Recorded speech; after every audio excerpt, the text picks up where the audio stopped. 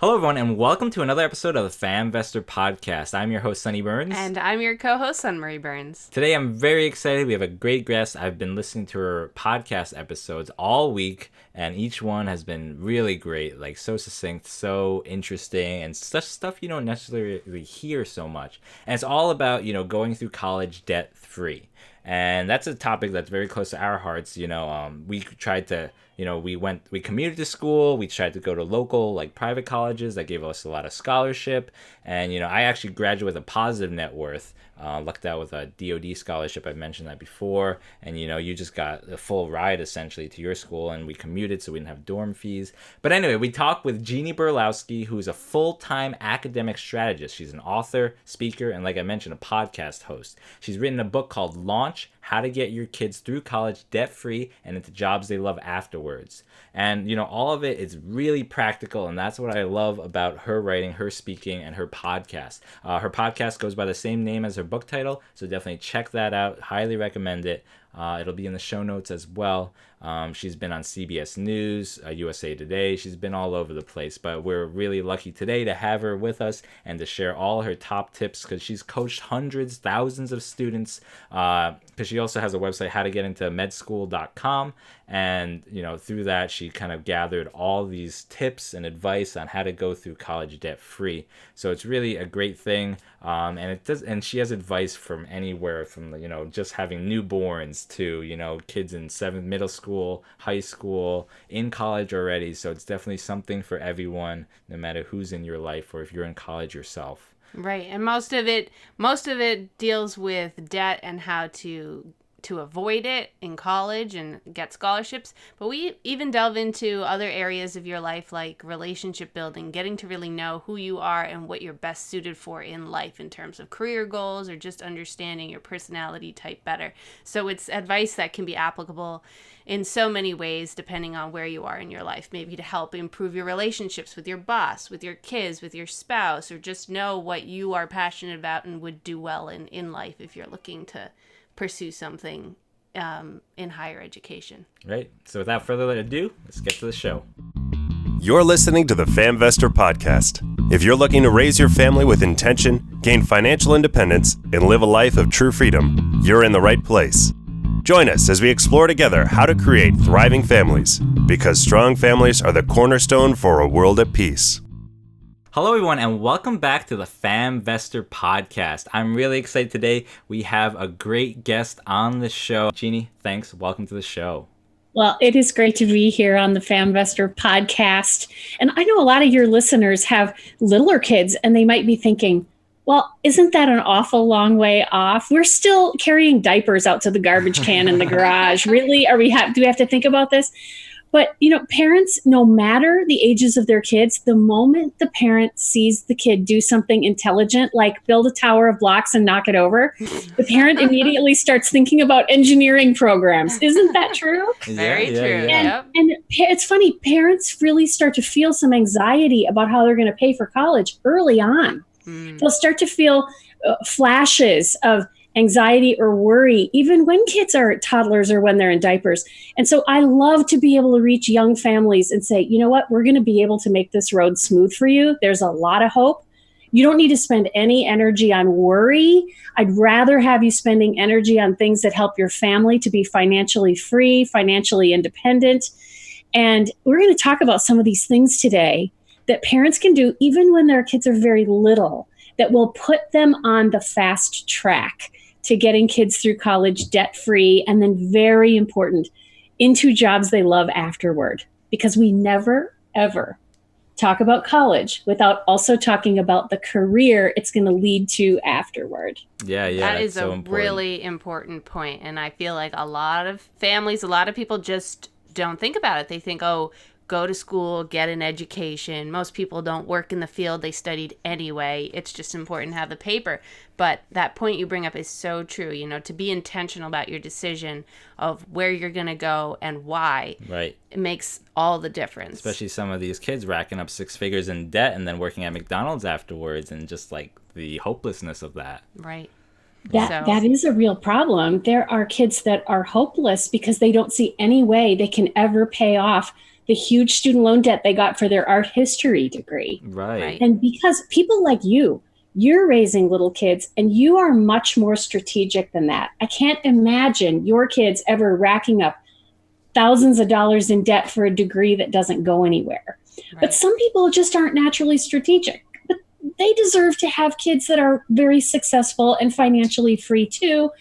And that's what my podcast, my book, Launch How to Get Your Kids Through College Debt-Free and into Jobs They Love Afterward. I hope to provide that structure for parents who don't want to take the time or the effort to figure it out themselves. Right. And that's really what I loved about your content when I was going through. Everything's like so succinct and so practical. And it's all like step by step and it's so easy to follow. And it's not like our podcast, hour-long episodes. Yours are like 10 minutes, short, sweet, and very easily digestible and just actionable. And that's really why I wanted you on the show. And I think like so many people can get a great value from it. But I want to dig in right now because I know, you're very popular. You've been on major publications. You were on CBS News, USA Today. But your profession is as an academic strategist. And even me, I'm not exactly sure what that is. Can you explain what that is? That's funny. When I tell people that I'm an academic strategist, I usually get two reactions, one right after the other. First, a person will say, "Wow, that is so needed."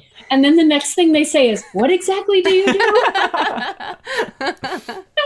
And so here's what academic strategist is. So for 25 years, I've had a practice at getintomedschool.com where, and I still do this, where I help college students set extraordinarily high goals for themselves and then plot out the fastest, least expensive way to get there. So someday, if your 4.5-year-old ever wants to go to Johns Hopkins for medical school and get a PhD at the same time, your family hires me about 20 months before entry into that program, and I help package the kid so that they look amazing in the application process. So that if there are 200 applicants for one spot, no problem, your kid gets it. And can I share it, how this has impacted what I do now with getting kids through college debt-free? Yes, please. So I have students come through my office who I always have to have a debt discussion with them, right? If your kid is going to talk about going to medical school, I have to make sure whether that destination makes perfect sense. And I look for things like, how are they wired personally? What are they interested in? How do they solve problems, get energy, process information? I'm looking at that. Well, one of the things I look at is the debt and the money. And so I have to say to every one of them, how much student loan debt do you have right now if we're looking at the cumulative? And sometimes I'll have the person say, I have $180,000 in student loan debt right now from undergrad. And I will say, how did that happen? Right. What? And sometimes I have to have this really tough discussion where I have to say, you actually can't go to medical school now because you would have so much debt from medical school and undergrad, you could never pay it off on a doctor's salary. You would have to work in the emergency room during the day and then deliver pizzas at night just to make ends meet. Wow. And this is heartbreaking for someone like me, who I came here to get the kids to their goal, not to announce to them that they have to now try to be a physician assistant or a nurse practitioner or something else where you can still see patients, but you don't have to have that same level of education. Right. So this is heartbreaking. And here's what's just infuriating to me. I'll ask a kid, how did that happen? And they'll say, well, my parents or my guidance counselor, or this one really galls me. A very expensive educational consultant hired by the family for $5,000. They told me that if I went to the really expensive school that wasn't giving me any help, I would have a better chance of getting into medical school. I don't know how many times I have heard that. It's definitely a concept that's rooted in people's minds, is that the better, bigger name, more expensive school you go to, the better your chances are to enter a field once you get out. Right. From my perspective, meeting with all these kids who have all these incredibly high goals and are reaching them, I can tell this child, and I can tell you, that's not even true. And I know it's not true because I help kids get into top 20 medical schools who went to Joe Blow podunk drinking school. And it's not even hard for me to do that. And I think you guys watched my podcast that was about, does elite education lead to a happier life, true or false? Did you happen to see that one? Yeah, I listened to that one. That, to me, that is one of the most powerful ones. Total paradigm shift for parents. And parents can find this by going to jeannieburlowski.com/podcast. My name is right there on the screen, just jeannieburlowski.com/podcast. Go to the one that says elite education leads to a happier life, true or false. And I cite Gallup research that says they looked at 29,000 college graduates of all different ages, and they measured them and analyzed them based on things like life satisfaction, financial stability, sense of community pride, close relationships. Did I say financial stability? And you know what they found? They found that elite education, this is Harvard, Stanford, Yale, Princeton, all the places where you think your kid has to go there to have a great life. Mm-hmm. They didn't move the needle one bit on 5 separate measures of human happiness. Wow. So people are making these big, incredible financial decisions based on just a little bit of loose guessing, but it's all, up until a couple years ago, it was all that was out there, just some guessing. And what I hope I bring to the table is, I've been to the top of the mountain. I know where your kid's going to go 5 years after college, when they're headed for graduate school, they're headed for medical school, they're headed for the big jobs. And so I'm a good person to vet all the debt-free college strategy ideas. Mm-hmm. I'm a good person to say, oh, go to community college for 2 years and then transfer to a 4-year school. Oh, as long as you check ahead of time, make sure all your classes are going to transfer. That's actually a great idea. Mm-hmm. I'm in a good position to say that, because I know it won't hurt your grad school application. It won't hurt your business chances someday in the future. Right. I'm kind of curious to dig in. You know, you say you create this package for your clients. So you talked kind of about advising them, you know, how to get through debt, what you're looking like after you graduate med school and things. What else do you work on? Do you work on like the application? How do you make this ideal package? Can you just briefly describe what are the top points you target? You're so smart to be asking me about this, because many podcast interviews don't delve into this. But there are some basic parts to any kind of an application to graduate school or medical school or law school. There's letters of recommendation. There's fill out a form. There's take a test like the MCAT for medical school or the LSAT for law school. Submit a transcript. And all the students, they always think, no matter who they are, they always think that their grades and their test scores weren't good enough. No matter. And then I have to break the news to them that it's actually the final piece of the application that is the cornerstone that everything hangs on. And that is the narrative information. Mm-hmm. It's typically a personal statement where you're just simply asked, tell us about your goals and what life experiences qualify you for those goals. Or on the medical school application, which is called the AMCAS, it says, personal comments, and you get 5,300 characters to write whatever you want. And so I help people to craft their story in such a way, with such pinpoint logic, that people who are done reading this 5,300 characters on a med school application, their natural reaction is, oh my gosh, this makes absolutely perfect sense. I don't even have a question about this. It's totally clear to me that this person should be in medical school. And one of my proudest accomplishments is I got a person into a top 20 medical school with a 2.9 grade point average. Oh, wow. boy. You know, her pre-med advisors at Emory said, oh, you don't have a chance. You will never get into medical school anywhere, not even the Caribbean. You might as well forget about it. Just go be a nurse. And when she found me, she said, will you not take me as a client because I only have a 2.9? I said, why would I not take you? And she said, well, other people, you know, who help kids get into medical school, they wouldn't take me. And I said, what? Do they have no tools with which to help you? Are they just simply taking the most gifted kids and only helping those kids get into med school so they can say, woo, I have a high acceptance rate? So I took that girl, and what I did is I recognized this is her Achilles heel. They're going to be worried about her academic ability. So we made the claim in her essay that she was highly academically capable despite this 2.9. And then I scraped up every single piece of evidence I possibly could to support this. And buried in the middle of that, we had to tell the story. What happened? Why was there a 2.9? We had to come right out and say some stuff that was embarrassing. She had been an alcoholic when she was in undergrad, and she was not going to class at all. But her parents were ashamed that they had a daughter in her 20s that was not in college. So they kept signing her up for classes, and she never went. Whoa. So she got F, F, F, F, F, F, F for years. And then she got clean and sober. She went through treatment. She was sober for 7 years. She went back to college and did all the pre-med prerequisites. She got straight A's in all of those. And when you roll it all up, she still only had a 2.9. And I said, we just need to explain this. We need to say your second 2 years are more indicative of who you really are. Anyway, the school believed us.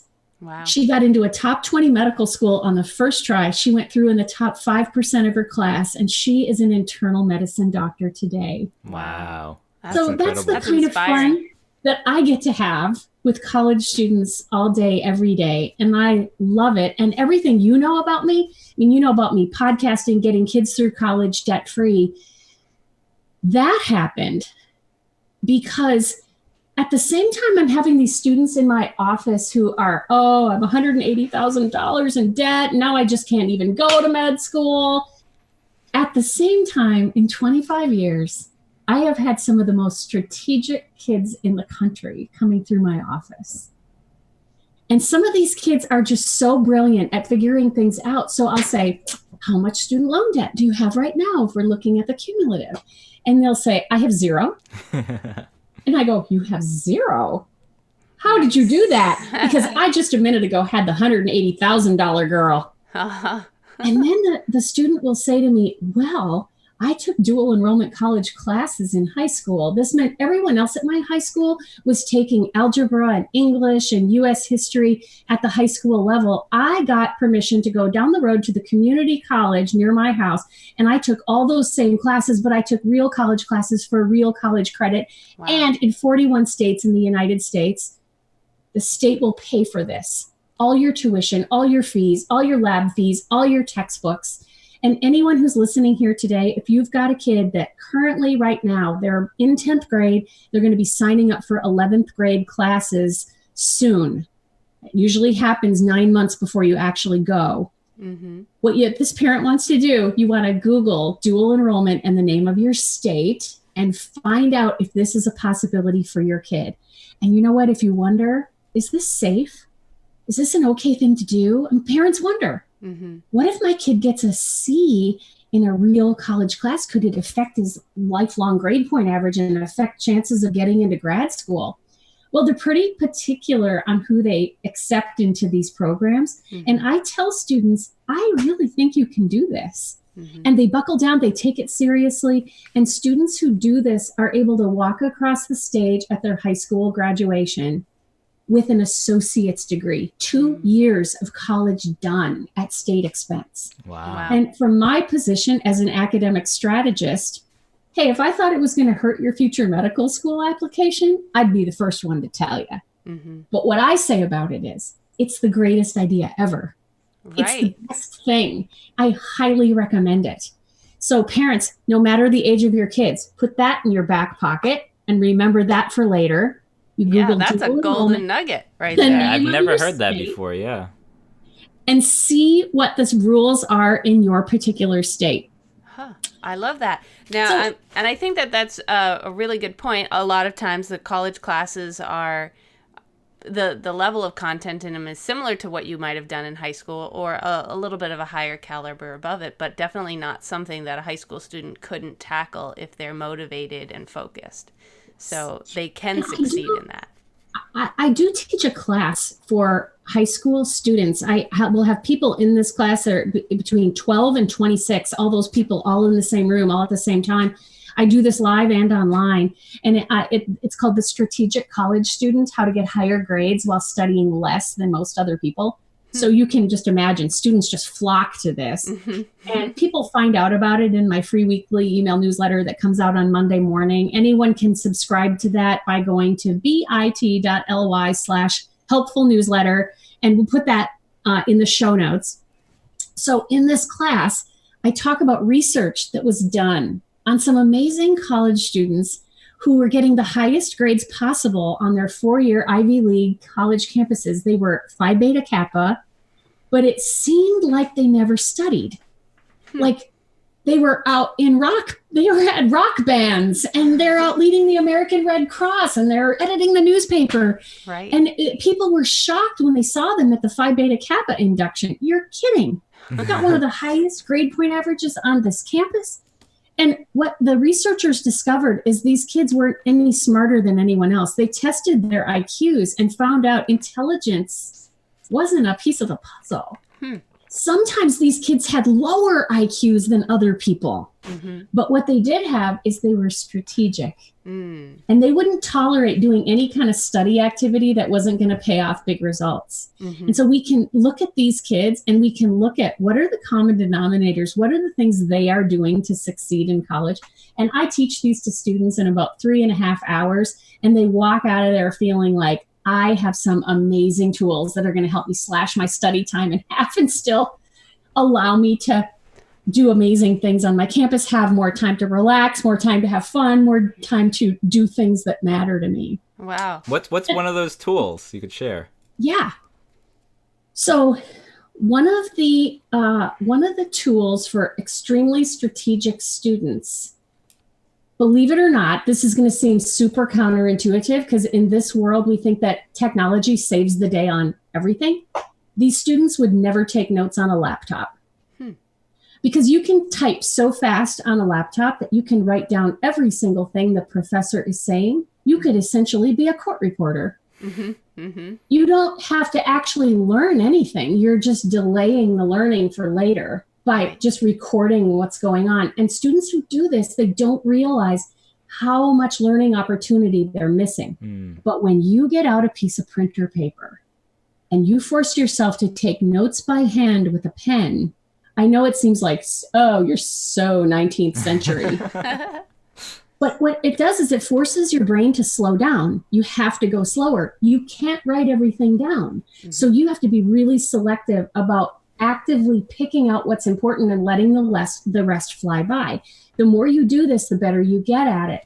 So a student who takes notes by hand will walk out of class with 25% of the notes as the person who took notes on a laptop. And not only that, the handwritten notes, students learn to draw big bubbles or stars or use big bullet points, or they write things sideways, or they draw boxes around things. So the notes are more visually interesting. So guess what? When you finally go to study for a test, you've got 25% of the notes that the other people have, and they're much more interesting. It's not like gray line of typing, yet another gray line of typing.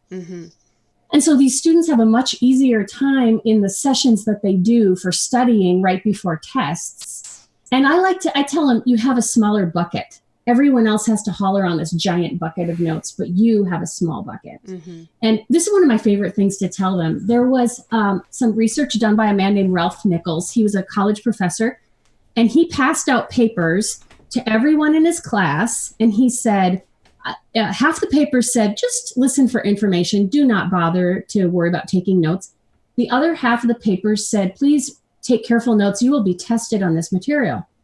At the end of the class, he collected all the papers and he threw them away in the shredder and shredded them. So nobody was able to study the notes after that class was over. 1 week later, he gave a quiz on that material. Interesting. The people who did not take notes, who just listened for understanding, those people got 25% right. Wow. The people who took the notes, even though they never studied them later, they got 65% right. Wow. So what that tells us is that the sheer mental activity of listening, processing the information, picking out what's important, moving your hand to write it down, and then seeing stuff in your own handwriting, that is so powerful. And it starts instilling the information in you right from the get-go. And I tell students, you're stuck in that room anyway.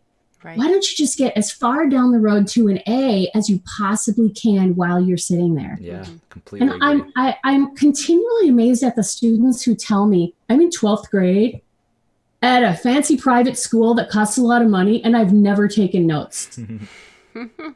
It doesn't dawn on people anymore. But this tried and true skill, this tried and true strategy, it really works. And that's one of the things that I teach in that class, the strategic college student. Yeah, that's a very good pointer. And it makes me think back to my college days too. I was an avid note taker because I'm not very techie.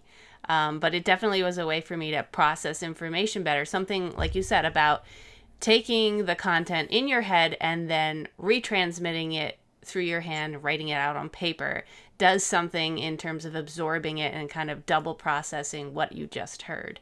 So that brings a really good point. And I found that, what my first few years of college, I was one of those kids who buried themselves in the library and literally had no life. I just studied. Oh. And then it wasn't, that fulfilling, and I did well, but my final year of school, I decided to, get more involved in campus, get out there, volunteer, and also take, I think I had 25 credits. I was taking like a really large course load, more than my typical. And because of that, it forced me to be more strategic, as you said, with what I wrote down, what I processed, and I ended up doing just as well, and then I thought back to the first 2.5, 3 years of my college. I'm like, what did I do? I could have been enjoying my college experience so much more if I had just been more smart about it, that, like you said, typing out every single word or writing out every single word isn't necessarily going to help you. It's just listening for important key content, writing that down, and processing it. So that's an excellent tip. The students that I've had coming through my office who've been very strategic, they've said, I have no student loan debt. I would get idea after idea from those students.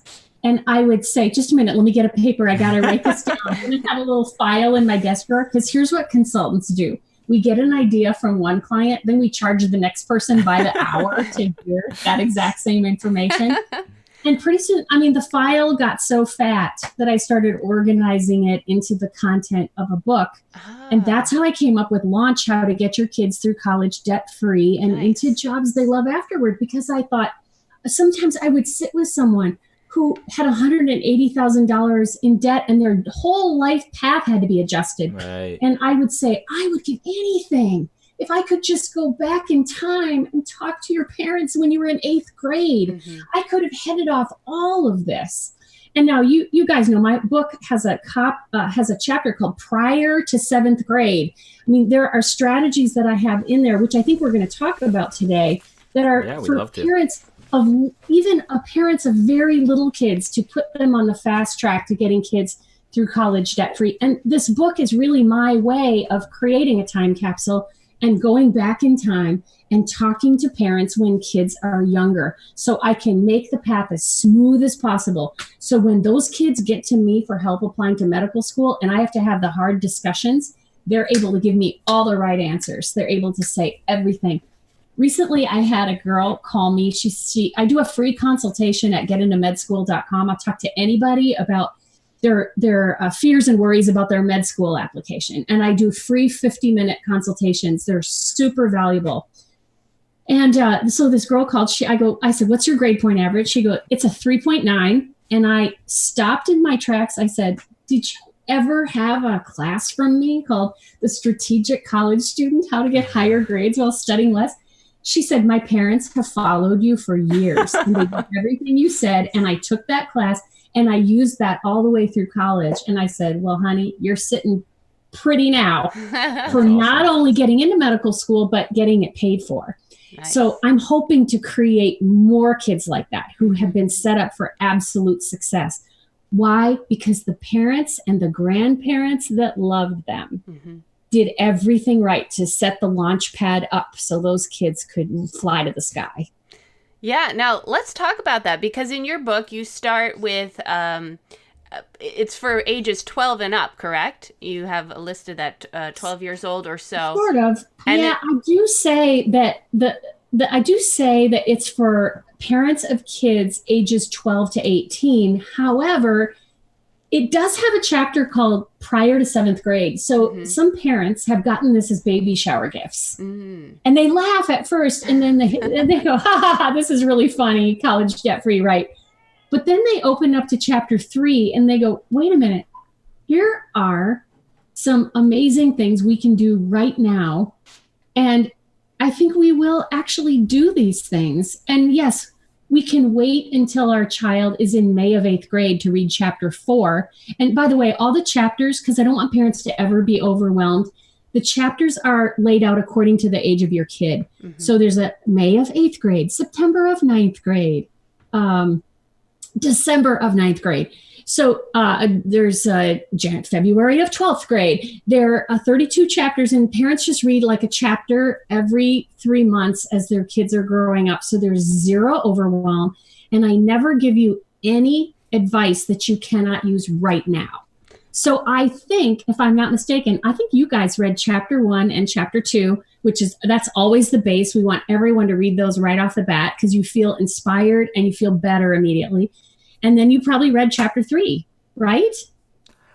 Well, so going back to what you were talking about, how like it's applicable to just start thinking about this now. I remember listening in your podcast, at least you were talking about like 529s and how the strategy of setting up a 529 in the grandparents' account rather than the direct parents' account, and how that's so critical to do, and especially in the early years, because all these parents are pouring in thousands of dollars into these 529s, which can count against them when it comes time for trying to apply for financial aid and things like that. Well, let's talk about that for a second. I usually try to aim everything I say and everything I do at parents who are not able to save.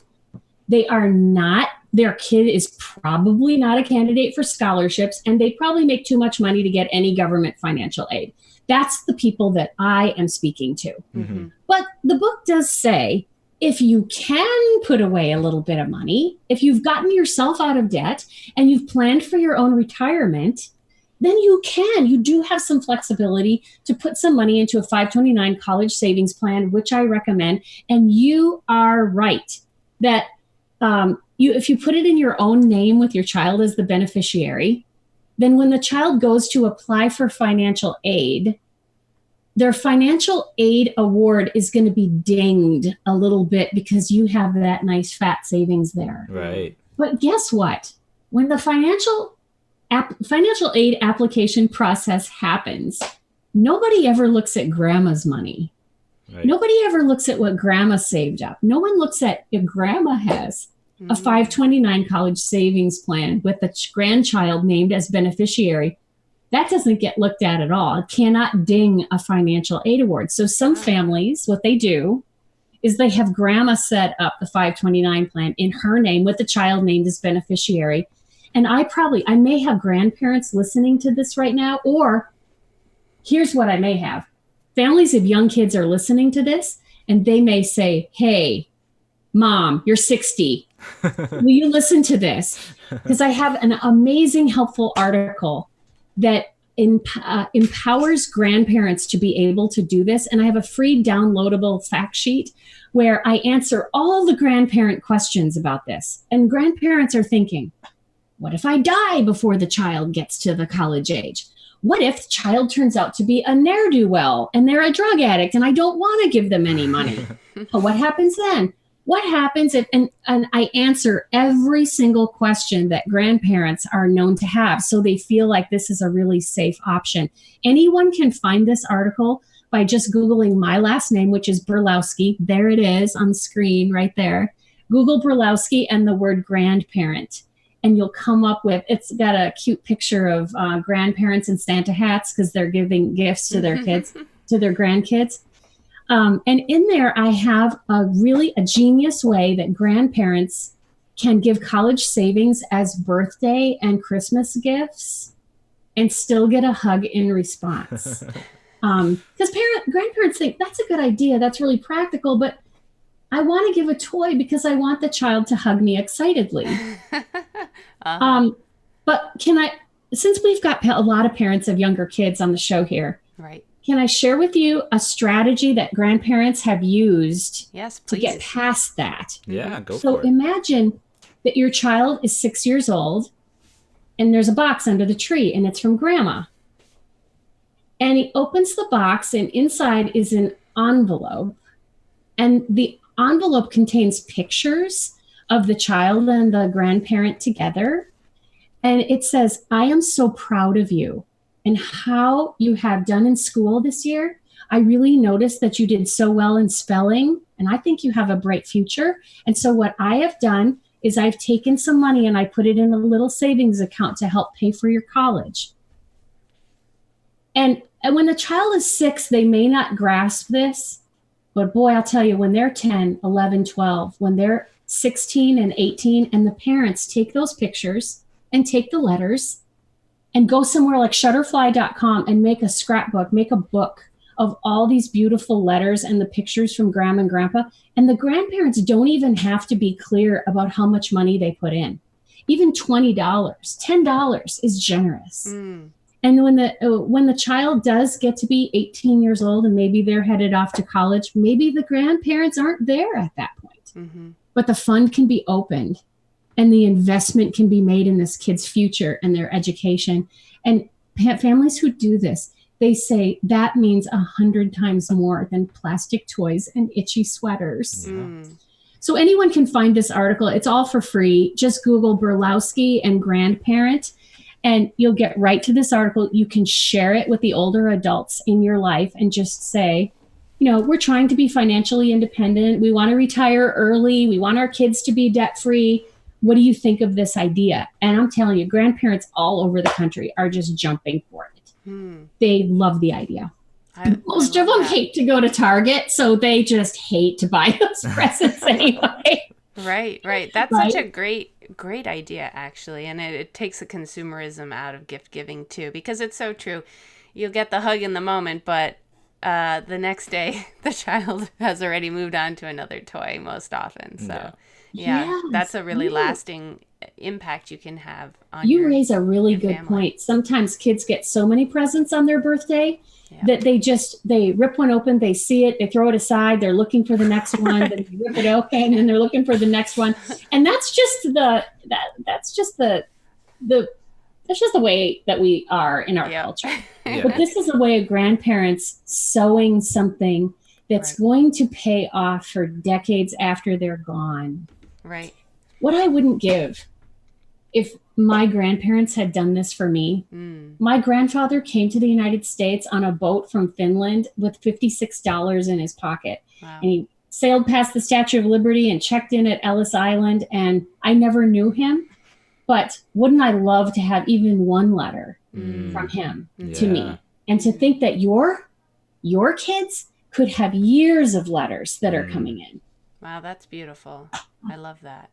That's such a great tip, and it's such a great way to involve the extended family in your child's success for the future. Yes.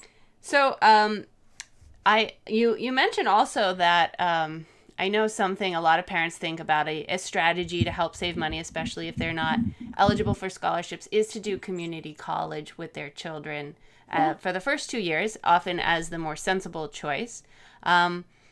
And I wanted to ask you, though, because you actually mentioned that may not be the best bargain approach to schooling. Do you want to share about that? Actually, I think what you heard me say is that the local state university may not be your bargain option. Yes. And this is the local 4-year college. That's the state university that's right down the road from your house, or it could be 200 miles away. Many people think, I don't need to look at a book on debt-free college. I know exactly what I'm going to do. I'm just going to send my kid to the local state university. I can afford to pay cash for it. We're just going to be done. And it seems like a shortcut, but actually the state university is not necessarily a bargain option because there are so many people there that sometimes it takes a long time to get into the classes that you need to graduate. So some students, it takes 5 and 6 years to get through. And it's not because they're lazy. It's not because they're working too many hours. It's because they're trying to get into classes that must be fulfilled in order to get the major they want. And the classes are constantly full. So here's what it's like. It's like buying a plane ticket and you walk down to the gate and then constantly the plane is full and you're bumped. Right. And that happens over and over and over. And wow, a student who cannot get through college in 4 years or fewer, you take 2 extra years to get through college, that can cost $300,000 by the time you count in lost income and stunted retirement savings and all just the sheer cost of living those last 2 years. Because, any financial aid that you did get, and many people listening to this podcast think they're not getting any, but they don't know. They actually are going to get some if they follow my instructions. Any financial aid you got runs out after 4 years. So some students are putting years 5 and 6 on credit cards. That's where you get the really exorbitant student loan debt. So the 4-year state university may not be a bargain option. And for some of families listening to this podcast, you're listening to it right now. You're in the car, but your husband's at home and you need to talk to him about this. Just Google my last name, which is Burlowski. It's right there. And State University, not a bargain. And you'll get to this beautiful article that I wrote that explains, here's why it may not be a bargain option. You can post this on Facebook. You can send it around to people that you care about. But community college. Now, a lot of people say community college doesn't typically have dormitories. I mean, sometimes they do, like Vermilion Community College in Ely, Minnesota, up on the edge of the wilderness. They have student housing, but that's not typical. So some people are saying, I'm kind of ready for this child to be gone. I really don't want her living in the house for another 2 years, or we're going to downsize and move to a small condo. So we need the child to be gone. Some kids are just like, I'm ready to fly and I want to move away from home. And so what I try to do is, through the advice that I give as you're walking through the steps in Launch, how to get your kids through college debt-free and into jobs they love afterward. And you're doing those steps. You're doing one step at this benchmark and then another one in 11th grade and another one in January of 11th grade. I'm trying to equip families so that they have plenty of money and plenty of leeway so that child can go away to some kind of 4-year school. But if you get to the end and you're comparing all the financial aid packages and you realize we have no hope here but to go into debt, in that case, the fallback on the community college may be a fantastic idea. Or let's say that you've got a child who just did not do well in high school. Maybe they were overwhelmed by the social aspect and they didn't study and they got bad grades in high school. All is not lost. Go to community college, live at home, prove yourself, get some great grades in community college, make sure all those classes you take are going to transfer to your 4-year university. And voila, it's a great way to have everything about high school just wiped away. It's like it never happened. And they're going to start going by your community college grades. And community college is typically really a good bargain. It is not as expensive. You look at the cost of a community college credit compared to a 4-year university credit, and it's heartening. It's exciting. And I'm here to say, for my stature as an academic strategist, that will not hurt your application to law school or graduate school in biochemistry or whatever it is you want to do. For anyone who wants to know more about this subject of community college and will it hurt you, guess what? I have an article on the subject. Because if I get asked a question, I will just go and write an article on it. Then it's posted publicly and anyone can search for it. So if families will just go to Google Burlowski, there it is, and community college, they'll find a beautiful article I wrote that'll make them feel like that's a super nice fallback option. We don't have to do it, but it may work out really well. I love how you have this passion for when you learn a good method and a good technique, something that can benefit others. You don't keep it to yourself. You write about it, you publish it, you get it out there so that the most people can benefit from that information. Because there's only so many people that you can directly impact personally, but through your writing, you can, spread the word to so many more. So that definitely resonates with us. That's why we podcast. I'm sure that's why you podcast too, just to get that information out. So I have something on the wall on my office, and it's about my why. And it says, I want to transform, bless, and help the lives of as many people as possible. So I want to go far beyond just my little town, my little office. I want to help people all across the country. And my my book is really for parents in the United States. It's very United States specific. Mm-hmm. Canadian people get it all the time and they get a lot of good out of it, but there's a lot about the particulars of the financing that are really particular to the US. So that's what I bound myself on. I want to help as many people in the country as possible, just like you. Wonderful. So I also wanted to ask you, you mentioned that AP programs may not be the best thing for your student, and I'm curious to know your reason for why. So did you take AP classes in high school? Not in high school. She was homeschooled. I was homeschooled. K through 12. You were rock on with the homeschooling. I love homeschool parents, and they love me because they know they don't have guidance counselors. Yep. So they love the shepherding through, here's all the steps on debt-free college. Mm-hmm. So you did not, which is great. How about you? I did take probably like 4 or 5 AP classes, but yeah, I definitely have mixed feelings about it too, because I know when I went through college and, I cashed in those credits, then I was immediately bumped into, chemistry 2, and it was like, whoa, this is crazy. But then when I was like, okay, I could take credit for my calculus class, but, I'm just going to redo it. And then it was an easy 4.0 GPA booster for me since I didn't take the AP credit. And yeah, I thought that was a good thing for me. But I'm curious to hear what you have to say on the subject. Interesting. Did you get credit for all of those AP classes that you took? I think pretty much all of them. I think there was one that I wasn't going to get credit for. Okay. Yeah. So the concern, well, here's the really good thing about AP. I do recommend AP classes for students who are in 9th and 10th grade. It builds academic muscle. They're harder classes. It gives you experience with having to sit down and take a really hard test all in one day. Right. That's good. But once a student is in 11th grade, if they're in a state that offers dual enrollment, where you can actually go down the road to the community college, or you can take an online college class, and it counts as high school credit and college credit at the same time, and you're a homeschooler and you do it from your dining room table, or it's just convenient for you to come home at 2:00 instead of 3:00 and do your online college class from your bedroom desk, whatever. Students who can do that, and that's typically relegated to just 11th grade and 12th grade, that's highly preferable. Mm-hmm. And the reason is those credits are highly transferable. Mm-hmm. So for you, those credits, dual enrollment credits, will transfer much more easily than AP.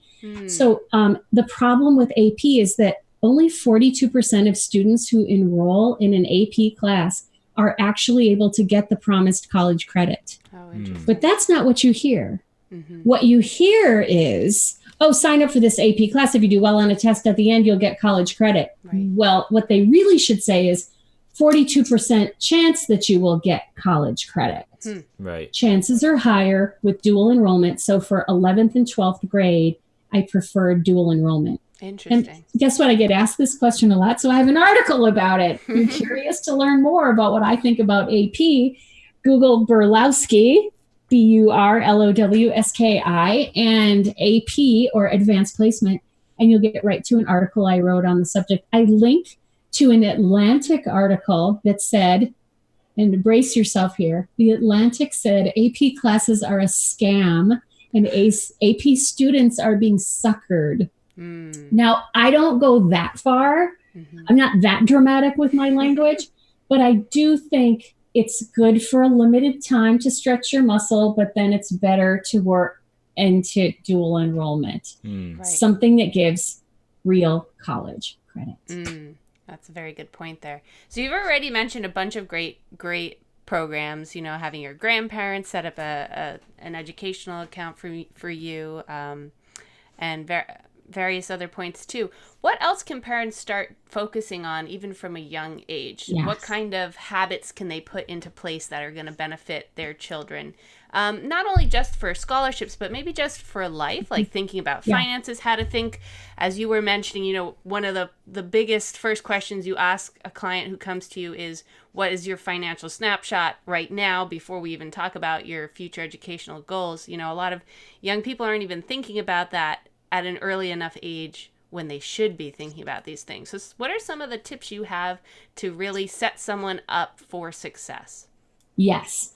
And for anyone who's listening today and they're just driving or something and they wish they could write this down, this is all in chapter 3 of Launch How to Get Your Kids Through College Debt-Free and into Jobs They Love Afterward. This is the chapter called Prior to 7th Grade, where I have lumped together all the things you can do prior to 7th grade, whether your kids are in 6th grade or in diapers. So a big one is get out of debt yourself. If you can start getting out of debt when your children are toddlers or when they're 4 and they go to preschool, or here's a big one. Parents who are going to send their kids off to kindergarten don't realize that when that child goes off to kindergarten, there's likely to be what I call the kindergarten windfall. All of a sudden you feel like, wow, we don't have to pay daycare anymore. Oh my goodness, it's like we've been let out of prison. The child is cared for all day long or for half a day if it's half day kindergarten. All of a sudden, so many expenses that you had when kids were younger, just even the diaper expenses, those are gone and you don't have them anymore. And so you can strategically, at that point, like 6 months before the kid goes off to kindergarten, start to strategically think, how can we maximize the kindergarten windfall? And a great thing to do is start getting out of debt yourself. And a key strategy, and this is just so easy, and this is one of the most basic debt-free ideas that is out there, is you make a list of all your debts from the biggest one down to the tiniest one. Let's say you got a little $50 debt to your brother-in-law. So what you do is you pay off the smallest debt first. And you do this by put minimum payments only on all the debts. And you just put all the extra money you possibly can into paying off this little one. You pay it off. And what we don't want people to do is we don't want people to take a lot of time to think about what's the highest interest debt and get all complicated about it. No, what you need to do is just establish some momentum and some excitement. So you go, whoa, we paid off a debt. And then you go to the next one. And you just put all the minimum payments on the big ones, and you just sell stuff out of your garage. You put your pot holders you made on Etsy.com. You do whatever you can, and you just pay off that second debt. And by doing this, if people start early enough, they can actually be debt-free and start thinking about, now let's maybe put some money into an emergency fund. Let's put it into retirement. And it's at that point when you've planned for your own retirement, it's at that point where I think it's okay to start putting money into college savings, not before. So that get debt free, I cannot emphasize enough how important it is. Because have you heard that when your child is about a senior in high school, you're going to fill out this form called the FAFSA form, FAFSA stands for the Free Application for Federal Student Aid. And supposedly, what you hear is they're going to look at your financial situation and they're going to figure out how much you can probably afford to pay for college. And then they're going to figure out a way to fill in the gap, what you can't afford. If your college is this much and you can only pay this much, they're going to do something to fill that gap in. Well, they only fill that gap about 80%. And some of that gap they fill in by suggesting, hey, why don't you take out some student loans? Right. Just makes the problem worse. Right. So what is important for people to realize is when they do those calculations and they figure out what you can probably afford to pay, they are not taking your debt into consideration at all. Really? That's not even a factor. Wow. So if you spent all your disposable income on jet skis and vacations to Florida, that's not their problem. Wow. This is why parents fill that form out and they go, oh my gosh, I didn't get anything. And sometimes they tell their friends, well, we made too much money, so we didn't get anything. No, it wasn't that you made too much money. It's that you didn't have enough disposable income to cover what you should have been covering. And you're honestly, your poor child who someday wants to go to medical school or be a missionary or be a research physician, that kid should not have to suffer because you spent the family money on jet skis. So what I suggest is just, and this is in chapter 3 of Launch, just do some gentle steps. It's actually kind of fun and exhilarating to start a little project together as a couple. Let's start a project where we get out of debt. And that's one of the things. And then there's youpromise.com. What is and that? We're going to put this link in the show notes, UPROMISE.com. Have you ever heard of this? I haven't. So you know how when you go to the grocery store or the drugstore, they say, are you part of the Walgreens Speedy Rewards program or whatever that is? And you put a little card in or you punch in your phone number and they keep track of everything you spend at Walgreens. Well, this program, youpromise.com, and this is also in chapter 3, if you hook up your drugstore loyalty card and your grocery store loyalty card, hook it up to youpromise.com, and every single time you punch in your phone number or stick your card in, a portion of your purchase goes into college savings. No way. And it could be saved up for your kids, or let's say that you have an elderly uncle and he needs Depends briefs and he has to buy those at Walgreens. And then he has a diabetic dog who has urinary incontinence. And so he has to go on 1-800-PET-MEDS and he has to buy all this pet medication for his dog. Well, he doesn't have any kids, but he can hook up to youpromise.com, and all the little bits of money that are filtering into college savings off of all his purchases kind of imagine they go in a little account. And then he can give it away to anyone he wants to. He can give them away to your kids. He could give it away to some kid he just met at church. He's going to have money just accumulating in there. Grandparents, they spend a lot of money in aisle 8 at Rite Aid. This is the aisle that's got a lot of things you don't want to have to spend money on. It's wart remover, it's adult diapers, and wow, if you can get your elderly parents purchases at Walgreens to filter into an account for your kids' college savings, that's a great idea. Wow. So it's youpromise.com. I get nothing for telling you this. I know I sound like a YouPromise salesman, but actually I am not affiliated with them at all. Just one thing don't do, they have a credit card, and supposedly everything you put on that credit card will go towards college savings. I do not advocate anybody be using credit cards for anything other than renting cars. We want to stay away from those. So don't get their credit card, but everything else they have is a pretty good idea. And that's all laid out in chapter 3. So it's like a rewards program where when you spend $1, they kick back a few cents into this account for savings. I don't know exactly what the percentage is, but people say it builds up over time. And people who hear about this when their kids are 4, what they always say is, I wish I would have known about this when I was buying diapers every week. If all the diaper purchases could go into college savings, that will add up over a period of time. Right. I think and then you won't feel so bad about spending all that money on diapers. Yes. I think if you go on a Disney cruise, it could be like $300 much into that account. So for some purchases, it's not insignificant. I like the idea of hooking up the drugstore and the grocery store loyalty card because those are no-brainers. You don't have to think about it. You don't have to go on any website to see if it's a qualifying purchase. It just happens. Right. Oh, good tip there.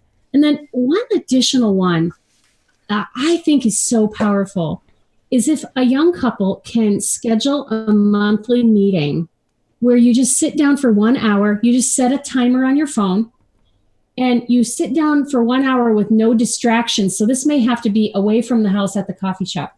And you just talk about your finances. And people who are fans of famvestor.com, they could actually listen to your podcast during the week. And then they could say, let's actually both listen to that on our commute. And then when we have our little get together on Saturday morning at 8:00 in the morning, let's talk for an hour about what could we do to strengthen our finances. And maybe you'll get, if you find yourself just sitting there staring at each other, I have nothing to say to you about finances. Maybe you'll think to yourself, let's get a book, like Dave Ramsey's Total Money Makeover. Let's get a book and read it together. Let's just read a chapter and talk about them in our once a week meeting. I'm convinced that this pattern of opening communication to talk about finances, instead of getting so busy with trying to get the laundry folded and who pooped and how much did they poop and all the things you have to think about just getting food into the house and meals on the table for little kids. Life can just run away with you where you feel like 2 years went by. We didn't even pay any attention to this. If we had, we could have been so much further down the line towards financial independence. Right. And some parents who've got kids 8th grade and up, they actually get a copy of my book and they work through the steps in it. And even divorced parents, wow, if they both have a copy of my book and they can hardly communicate at all, at least they can say, okay, in this chapter, she's talking about job shadowing. Are you going to take her to job shadow or am I? Okay, okay, bye. And they have a common ground to come to talk about strategy. Because there's one thing divorced parents can agree on. They want their kids to be through college, debt-free, and into jobs they love afterwards. So this habit of coming together for regular meetings to talk about finance. And what do you do if you can't get childcare? You can't afford childcare. Right. What you can do is get some other family interested in this. So you've got a friend from high school or a next door neighbor or a girl that you meet at the park, a woman, with got kids your same age. You make friends and you say, we're doing this thing where you talk for an hour about your finances. How about you take my kids on Saturday morning and then I'll take your kids on Thursday at 5:00 and we'll have this swap and we'll both get further. Great idea. And there's hardly a person that wouldn't say, oh, get away for coffee with my husband for an hour with no kids. I'm there. So I highly recommend this for parents of young kids because I know that establishing the communication and the pattern and the rhythm of we talk about this and we are intentional, it actually becomes a pleasure and your finances become a source of joy and pride in your home instead of a source of fear and anxiety and shame. Yeah. That's what we're trying to avoid. Yeah. Right. Does that help? That does. What a great tip. And I feel like you bring up a very good point, which especially parents of young children are going through this phase where almost you're living in autopilot because there's such a demand on you to keep up with the daily cleaning and the kids' antics and everything they're going through, and it's really true. Like you mentioned, when he comes home from work, half my conversations to him are about like how many diapers I change. It's like, in the long run, not very meaningful content. And you can get stuck in this perpetual these urgent grind. Matters that aren't really important. You don't have time for the important conversations. Right, and you don't have that time. So carving out that time, making that intentionality can make all the difference for your success, for your future, really, stabilizing your lifestyle to give your kids the best opportunity and to see something to model after. If they don't ever see their parents get a hold of these sort of critical issues, how will they ever learn how to do it themselves? Right. They won't have a healthy model to model after. Yeah. So that is an excellent point that you bring up. Yeah, it kind of reminds me a little bit about like how we believe, focusing on our marriage is far more important or, more important than, focusing on the kids. Like I feel like establishing our marriage and making that the best it can be is the best thing we can do for our kids. And kind of similarly, making sure our finances are in order, that, that it's not a taboo subject, that we can talk about it is also, one of the best things we can do for our kids as well. Right. They learn the most from the modeling their parents do for them. And they have such stability. So I'm all about launching kids into adult life. And if you can launch your kids from a place of stability where they can come home and find mom and dad still together, it's not going to be the case in every situation, but it is really something to invest in. It's a financial decision and it's a life and a comfort decision too. So way to go with the way that you are intentional about talking about money, not only the two of you, but speaking nationally, inviting people into your piano room to talk about money. So you're helping other people as well. So, Jeannie, I know we're kind of going along, but I'm kind of curious because I think this is a huge factor is you talk about, getting your kids into jobs they love. And that's, what college is supposed to be about. But so many times you go through the college and you picked a major that maybe is just not practical, like I hear so many times people that major in psychology because they are interested in, how the human brain works and emotions and personalities. And I just feel like it's such a hard job thing to graduate and get a job with. The worst one is exercise physiology. Oh, that is just... all your science classes didn't count as science classes because they say EX. And then you find out that people who are personal trainers don't actually need degrees. It can be heartbreaking. And the only thing you can do is go and get a master's degree in exercise physiology, which just makes you less employable. Oh. So you're right. So what did you want to ask me about that? I guess just what are your general tips for these kids who, want maybe their main focus, not their main focus, but like aside from passion, they want to make sure that they're going to make money. What is some of your tips, like general tips regarding that? If you brought me on this show and you said, Jeannie, I only have 10 minutes to talk to you. What's your number one most important thing as an academic strategist? What's the thing that absolutely has to happen to save $50,000, get you through college fast and get you into a job and a result that you love? I am passionate about this. And this comes from my academic strategy background. I want students to clarify the bullseye on the target before they take aim and shoot. And I'm actually I am unhappy with the university system in this country, how they do not force kids to think through, what do you want to do when you're done before you start taking classes? Some of the worst advice out there is don't worry about what you want to do with your life. Just take random college classes to see what you're interested in. If you like your economics class, maybe you should be an economist. No. Maybe you liked your economics class because the teacher was handsome and a great communicator and it had nothing to do with your ability in economics. So that advice has not worked for decades, but people are still telling students that. But fortunately, as a strategist, I have a whole different idea. Because this is the 21st century, we have technology that can really, really help us. And I am adamant in chapter 13 of Launch. This is what one's parents typically read when they're in kids or in January of 10th grade or as soon as possible after that. If your kid's 26 or 35, it is never too late to read this chapter. And in it, I strongly advocate that people take 3 career assessments. And I'm really clear exactly which ones I want. And what we want to do is converge them. So think of an asterisk with all the pieces coming together at the crux.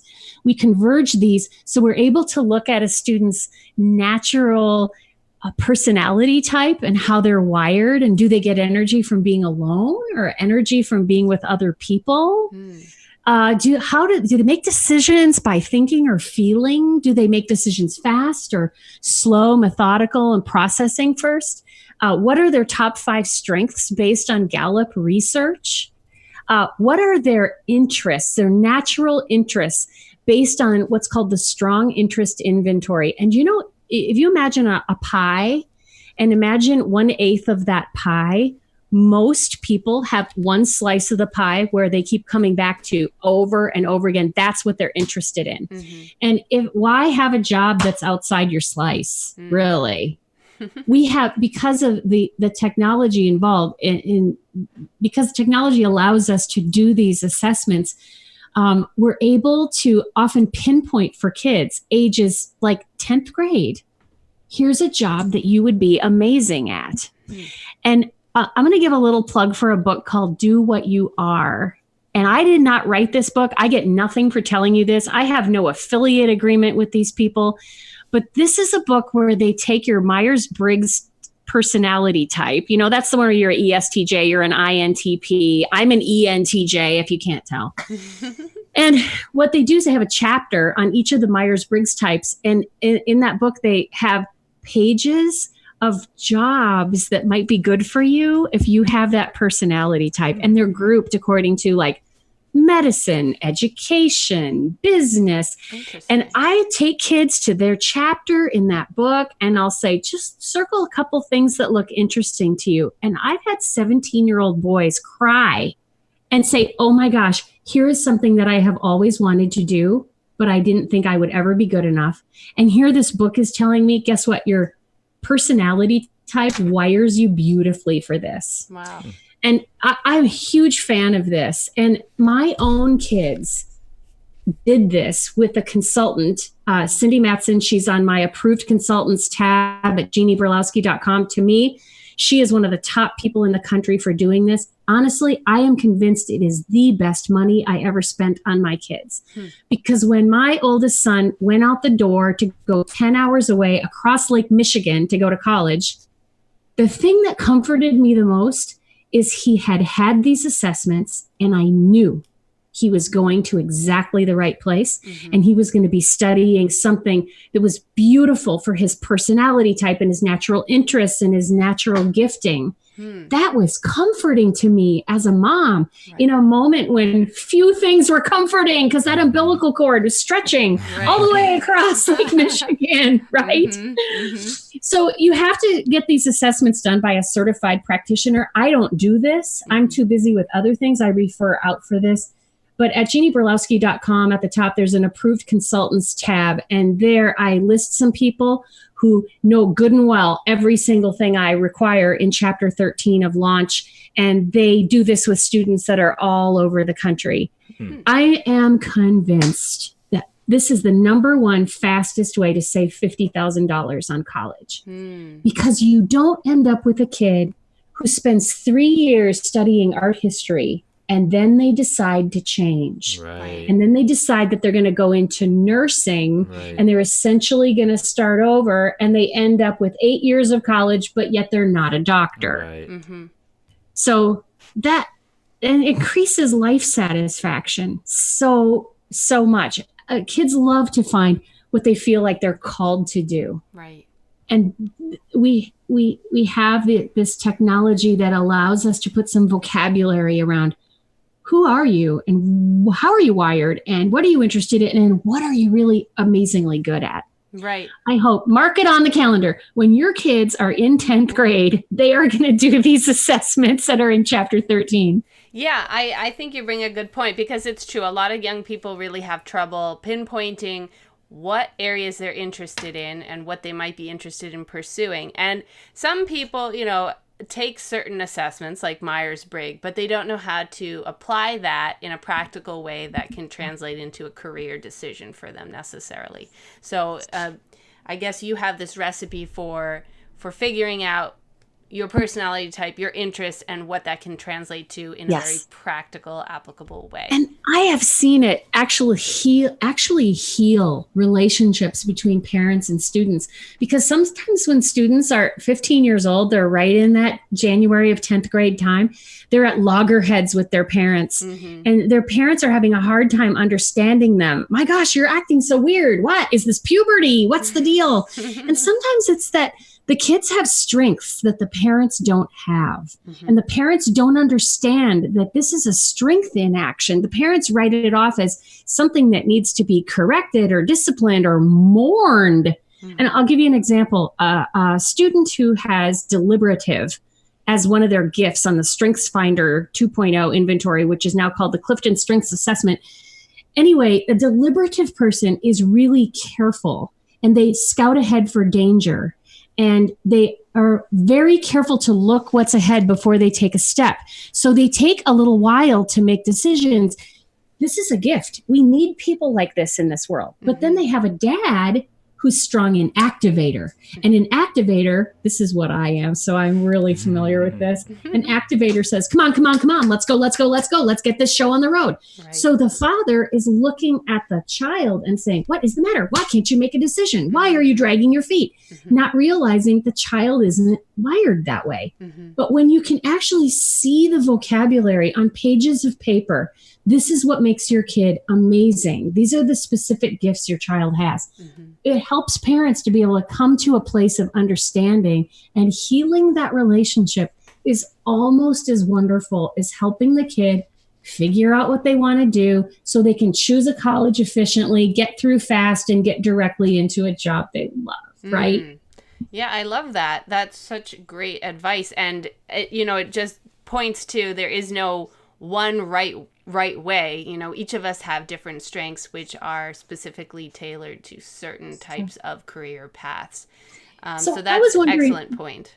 I was wondering if you were going to ask me about, am I all about college, or what do I think about technical school? Yes. That crossed your mind? It did cross my mind because, you know, some people, I feel like college isn't the right choice if they, you know that they're not going to get into a field that really benefits from going to college. So what is your thoughts? I love technical school. I am a huge fan because I'm about getting people into jobs they love as quickly as possible. Mm-hmm. But you will never catch me saying, you should send your kid to technical school because it's cheaper. Mm-hmm. You should send them there because it's faster. You should send them there because there's a big demand for electricians, because all the electricians that we have in this country are dying and retiring. So it's an important field. You will never catch me saying that, because what if I say that to you and your kid is actually called of God to be a neurosurgeon? And we just cannot make that kind of determination, such a determination as path based on it's cheaper or it's faster or there's a big demand for it. This is why I keep coming back to these career assessments, because a student who does these career assessments, let's say that they've got parents that are highly pressuring them to go to Ivy League college. Oh, that's the only way you can make any money. That's the only way you can have a decent life. You must go to an Ivy League college. Well, I hope those parents will go and see my podcast on, is elite education really the big holy grail or not? But for a parent that's pressuring a kid like that, and then it turns out on all these assessments, the child would actually make an amazing electrician or an air traffic controller. Mm-hmm. These are real jobs and they make real money. Mm-hmm. And you don't go to the University of Chicago to be an air traffic controller. I mean, that's a good school, but they don't have air traffic control there. Mm-hmm. So it gives the students some leverage to go into a conversation with their parents and say, look, I know that my whole life you thought I was going to go to Yale and be a doctor. Right.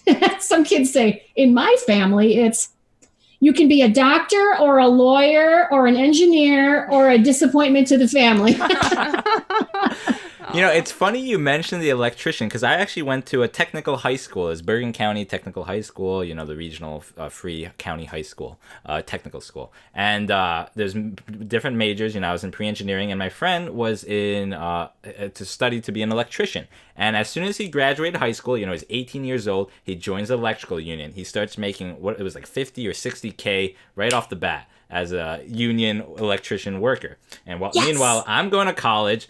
Year 1, year 2, year 3, year 4, year 5. And in 5 years' time, you know, he's been working all that time, now making 6 figures as a union electrician.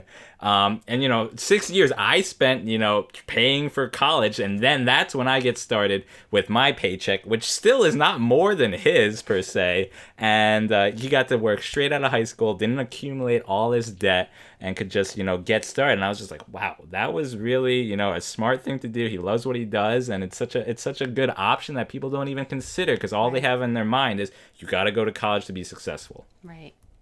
Exactly. And, you know, your 5 years of college were really worth it if you needed that to get to where you're going. Right. If you really want to be a therapist, you really want to help people with terrible problems, that's an important role to play in this world. And it's worth the time and the effort. But what we don't want you to do is just put in the time and the effort, 6 years, 4 years of college, because you think you have to do that to be a quality human being, or you think you have to do that to be a fancy, well-respected person. No, what we want to do is we want to look closely at kids and understand them and help them to understand themselves so that they can choose a career path that makes perfect sense. And for many, many kids, and I have a whole article I wrote about this. You could look at it by Googling Burlowski and the word wealthier. I wrote an article on could you be wealthier by not going to college? And I've got a list in there of all kinds of jobs that require only 2-year technical school degrees, which are wonderful jobs. And students can take these assessments, figure out that they'd be great at one of those, go job shadow one of them and see what they do and how do you like it. And I love to say, imagine your kid at age 20 or age 22, looking back at 2 years of full-time income and zero debt because they paid it all off because they only went to school for 2 years. That's a great way to start out adult life. Oh, yeah. It's such a great way that we really should only save college. College should only be for people who really need it for some darn good reason. And that's what I'm advocating here. Figure out the darn good reason when the kid is in 10th grade. And some parents will say to me, oh, but isn't that too young to figure that out? And I think they really underestimate these kids. Right. It is too young to figure it out by guessing. Simply by guessing, oh, I think I want to be an accountant, or I think I want to be a police officer. That's concerning, but based on data, we actually can figure it out when kids are in 10th grade. And the kids who do that, they go through the rest of high school with a sense of purpose. Like, I know why I'm here. I know what I'm doing. They sign up for only college classes they're actually going to need. They tend to study more and study deeper because they know what it's going to add up to at the end. Right. They're often very, very interested in the strategies that I have about getting through college fast. And by the way, I have an article. You can Google Burlowski and the words college fast, and you'll find an article that I wrote on ways to get through college fast. And students love that article. And anyone can just copy the link and share it on Facebook or wherever. The more people we help with this information, the better. Right. And listen, while we're on the subject, would you just share, my followers are going to be listening to this interview, and how do they share this interview on Facebook, on social media? What's the best way for them to do that? They're at famvestor.com looking at all your podcasts. Yeah, if you go to famvestor.com/podcast, we have all the podcasts laid out there. And then this particular episode, whatever episode number it is, it's probably going to be 45 or 46. So just go to famvestor.com/045 if it's episode 45, and you get all the show notes right there. And it's also going to be on YouTube, so you can just YouTube Famvestor, and then Jeannie Burlowski should come up, or episode 45. Good. So if they're at famvestor.com/podcast, they can just look through all the podcast topics. If they want to pick mine out, they click on it, and then they can just copy the link and post it. Yep, that'll work. Good. I hope they will. Yeah. Well, you've shared some excellent information here. Real quick, before we move totally off the subject, I did want to ask, I highly recommend this. Your book sounds phenomenal, and I want to run right out and get a copy of it and read it for sure. But in chapter 13, your 3 assessments, would you mind sharing what the 3 assessments are? You mentioned Myers-Briggs. You mentioned... Right. One of them is the Myers-Briggs type indicator. And this is renowned for years and years, highly research-backed for a personality assessment. The second one is the strong interest inventory, and these are made by the same publisher. And so it's possible to take both assessments and have the results revealed to you in one report. I recommend the college edition. And if a person goes to the approved consultants tab at jeannieburlowski.com, there's a few consultants there. Cindy Matson is by far and away my favorite. She's worth 10 times what she charges. I get nothing for telling you this, by the way. I just have her on there for free. She does all 3 of these assessments. She's certified in Myers-Briggs. She is certified in, the third one is called the Strengths Finder 2.0, or sometimes it's called now the Clifton Strengths Assessment, but you can still find it by looking on Amazon for Strengths Finder 2.0. And I'll just give a little plug for this. And again, I get nothing for telling anybody this, but the Strengths Finder 2.0, Clifton Strengths Assessment, it is one of the best tools for helping people understand each other. And what it is Gallup has done human research and discovered that there are 34 human strengths that exist in the general population. And they have created an assessment that you take in about 45 minutes. It's not hard, just don't overthink the questions. And the way that you get to this assessment is you buy a little book on Amazon for under $20. You can do it anytime. Kids can take this as early as age 14. Adults can take it anytime. And you take this assessment, and then immediately so you buy the book, and then in the book, there's a little red envelope. You rip open the red envelope. It gives you a code to go online to a website. and you put in the code, prove that you bought the book, and then you take the assessment there. Don't ever buy a used StrengthsFinder book, because if that code has already been used, you won't be able to use it. Mm-hmm. Everyone needs a fresh book. So you guys both want to take this, you both have to buy the book separately. Good point. So immediately they will tell you, here are your top 5 strengths based on Gallup research. It is fascinating. It is, and in the book, every chapter is on a different strength. So there's a strength on deliberative. There's a strength on communicator. There's a strength on activator. And I love to share this story. When I first took it, I looked at the list of strengths. They're listed in the table of contents. And I thought, oh, I know what I'm going to have. Communicator, winning others over. I'm going to have activator and developer, and I'm going to have ideation. That's the big one. We have ideas constantly all the time. And I took the assessment and I didn't have any of those in my top 5. Really? And I was mad. They're wrong. I was like, are you trying to tell me that I do not have communication skill and the ability to win others over and have ideas? I am furious. And my friend who's certified in StrengthsFinder, she's certified by Gallup and has done all this training to help people to integrate knowledge of their strengths into their professional and personal lives. She said, wait. You're running away with yourself. What you have to understand is, of course you have those things. Of course, those are amazing strengths in you. But Jeannie, what you have to understand is you have 5 things in you that are even bigger than that. Mm-hmm. You are, of course, an amazing communicator and you can really win others over, but you've got 5 things that are even bigger in you. And the top one for me was strategic. And my top 3 are strategic, achiever, and maximizer. And, I didn't even know these were strengths. I thought everybody was like this. I thought everybody could envision a goal and then figure out the fastest, least expensive way to get there.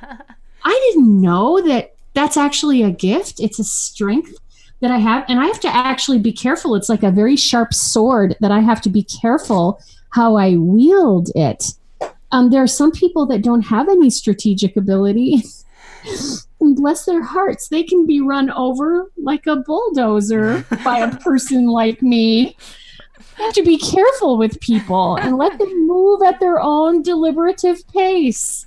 Yeah. So I have learned so much about myself through this. And here's one of my favorite stories. I asked my husband to take the StrengthsFinder because I said, I've been married to you for 25 years. I would just love to see what your strengths are. I want to read the chapters about your individual strengths so I can appreciate you better.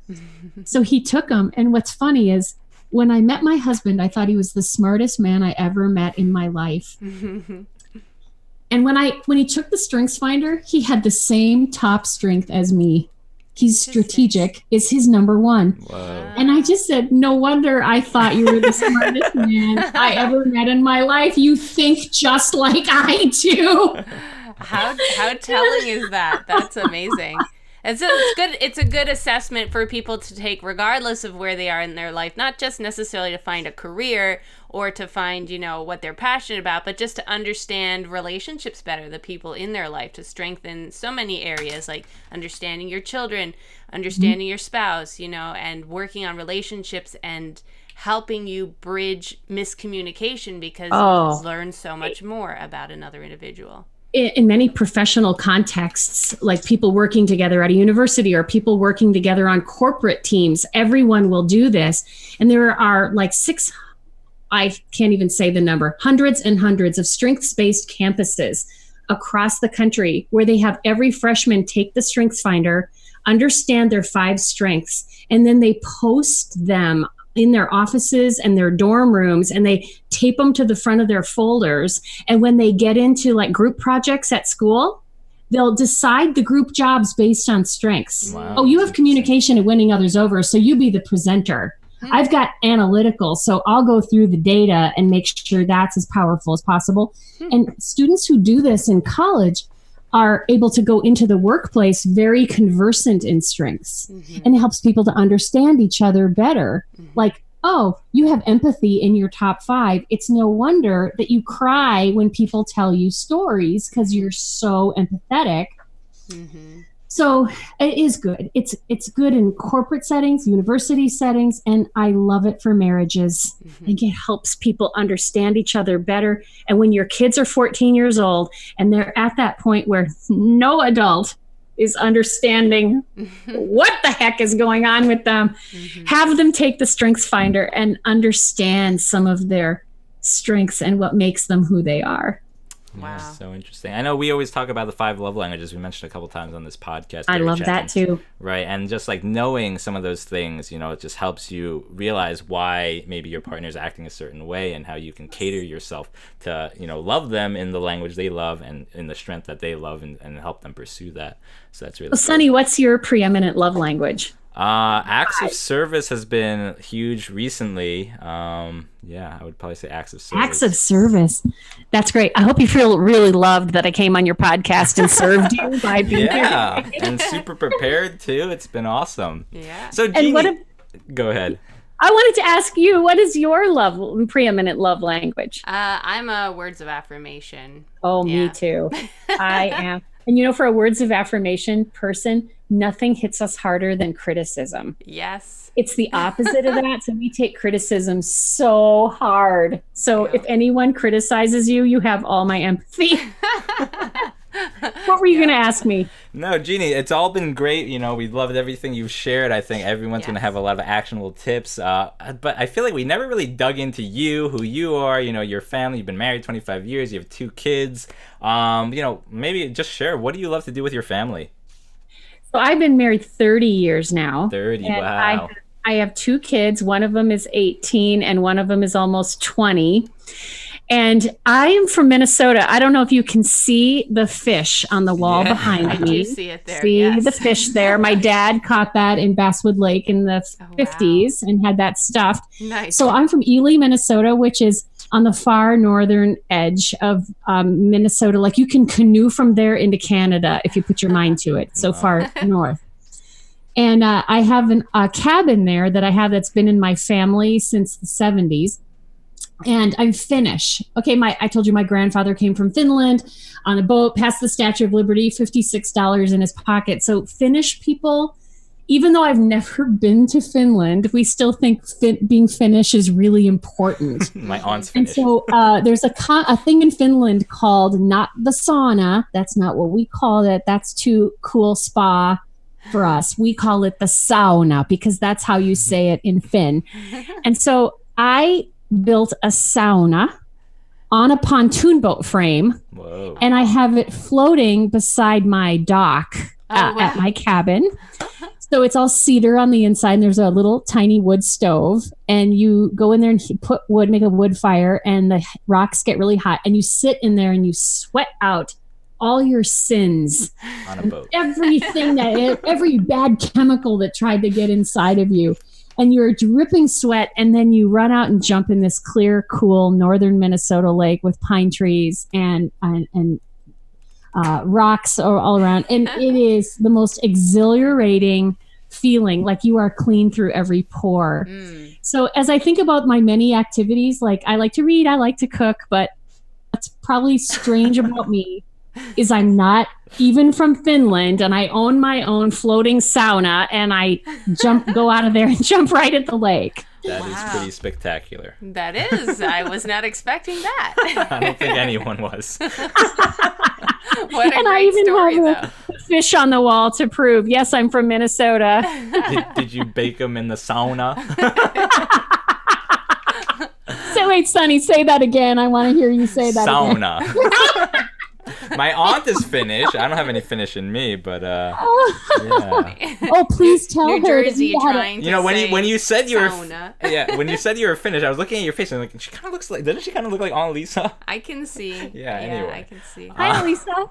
All the Finnish people, they all look the same. But what's really funny is looking at you with your beautiful Asian features and you're saying sauna. Sauna. Yeah, no, what's cool is in New Jersey here we have a place called King Spa. It's in for anyone in the area, it's in Palisades Park, New Jersey, and they have a sauna that goes to 200 degrees Fahrenheit, I believe. Wow. And, They boil hard-boiled eggs in there. it takes 8 hours to like boil the eggs, and you can eat them at the restaurant, in the King Spa restaurant. And you can go in there and boil yourself. Right, but the second you go in, you feel this heat and you start sweating. And the second you go in, and my record in there was probably like 4 minutes or something. But they have an adjoining room which is like ice pipes everywhere. So you go from there into the ice room and you cool down. And it's such a cool. I can see what you mean by having that jumping into the cold lake. Yeah, and I'm sure that's even much more of a visceral experience and really cool. But and this is actually the first time I've revealed publicly about my floating sauna. People who've listened to my podcast episode 1, where I kind of introduce myself and I tell about my credential for talking about debt-free college, they've heard that I'm from Ely, Minnesota, on the edge of the Boundary Waters Canoe Area Wilderness, but no one's heard that sauna story before. Only on the FamVestor podcast. Yeah, you find it here. Oh, that's great. I love that. So we always like to ask, do you have any like favorite books, any resources that you can point? I know we mentioned a lot about your book, and I'm sure everyone's going to pick that up. But anything else that's kind of helped you on your journey, on that you just really like promoting? Yeah, so the Bible is a book that guides my journey every day. A practical resource is Michael Hyatt, Hyatt, Hyatt. He has been influential in my life. He calls himself your online mentor, and he helps authors and speakers and people like me who want to help the world. He helps us to figure out how we get our message out there in the most effective way. He is the brains behind Platform University, which is a membership site. But currently, Michael Hyatt has a new thing that's come out, and it is he teaches us how to lead with extraordinary influence. Mm-hmm. So he's all about helping us to set lofty goals and figure out how to get there. So he's now come out with a paper planner, and he's teaching all of us to get away from electronic calendaring because it's rife with so many distractions. You're on your calendar and you're trying to figure something out, and then there's a beep or there's a text comes in, there's some kind of notification that pops up, and it's keeping us from being able to focus. And it's really choosing what we want to be intentional about and focusing on it. That's what gets us to the goal, greatest goals with the greatest amount of speed. And so he's saying, hey, we're all going back to paper planners. And at first I thought, we are not in the 20th century that we're going to be like carrying around little books like Franklin Covey or something. Mm-hmm. But he has really a pretty amazing planner, and I get nothing for telling you this.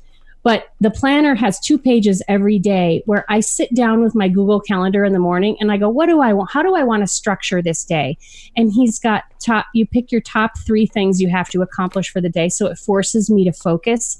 And when life gets crazy and the day gets away from me, I come back when I can get a breath. Okay, here's my 3 things that are going to carry me closer to my goal. Anyway, guess what? I have an article about this because I have found it to be so transformative. And when you ask me, what's a book that's really helping me right now? It's this little hardcover book that I'm carrying around with me. And so if you can Google Burlowski and Full Focus Planner, or if anyone who's got a pen, you can put this in the show notes. They can write down bit.ly/helpful planner. And I'll say that again, be like boy. It's bit.ly/helpful planner. And I have written an article about how I'm getting college students to use this full focus planner because it helps them to not get distracted by beeping and notifications on their phone. And it helps them go deep into something that we call deep work. Another powerful book is Deep Work by Cal Newport. A lot of my ideas on how to become a strategic college student who gets higher grades while studying less than most other people have come from my wonderful mentor, Cal Newport. He's the author of How to Win at College and How to Be a Straight A Student. And then one of my favorites, Deep Work. And I highly recommend these books for students who are in high school or in college and want to be able to really, really excel. Yeah, awesome. And I think we just read a book by Michael Hyatt. He wrote Living Forward, right? Yes, Yeah. exactly. He wrote Living Forward, and that's a New York Times bestseller. Yeah. So I have told people, Michael Hyatt has given me so much value in my life for free that anytime he ever comes out with anything that costs money, I find it usually to be worth 10 times what I ever pay for it. And that's how I strive to live my life. I want to emulate him in that I want anything that I put out there that people are going to buy. I want them to say, Jeannie helps me so much for free that anything that she's charging for has got to be worth 100 times what she's charging for it. Every single thing I put out there, that's the measuring stick I use. And it's Michael Hyatt that taught me to live that way. Awesome. Michael, I know you'll probably never see this podcast, but if you do, I just want to thank you. Yeah, awesome. Thanks, Jeannie. And I know on episode 28 of our podcast, we talked to Rocky Lalvani, and he was talking about that book and creating a life plan and kind of went through the step-by-step plan of that. So anyway, Jeannie, thank you so much for all you've shared with our audience. What do you hope people kind of get inspired about when they listen to your story and everything you've kind of shared with us today?